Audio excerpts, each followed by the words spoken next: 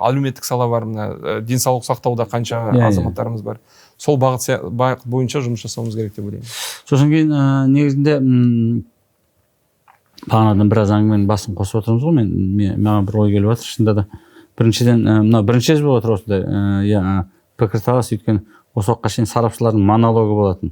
Жаңа жұмыс істеп жатқан азаматтар жоқ, сарапшылар келеді дағы, жаңағы ойбай ана сөйтпей жатыр, бүйтпей жатыр, бірақ енді оны адамдар істегісі келмей істемей жатқан жоқ қой. Әртүрлі бір тәртіп бар, осы уақытқа шейін келісім шарттар бар, оның аясынан да шыға алмайсың. Одан кейін инвесторларға да енді қоқоңлық көрсету мәдениеттің төменгі деңгейі, себебі Қарашығанақтың қайғылы тағдырын біз жақсы білеміз ғой.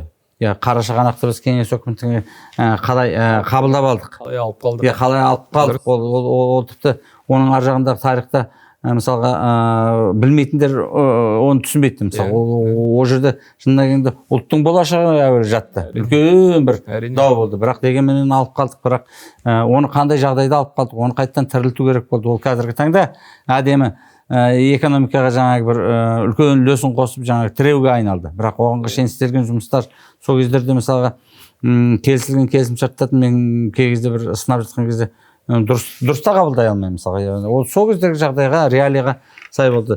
Бүгінгі осы пікірталасқа өзіңіз сеңді жарып, қорықпай, мысалға халық неге гена сарапшыларды тыңдау керек? Істеп жатқан азаматтарды тыңдасын, көрсін, олардың жаңағы бір осы ұлттан, болмаса осы мемлекеттен жаңағы жоғын жоқтамаса, өзінің пайдасын ойлап жатқан жоқ.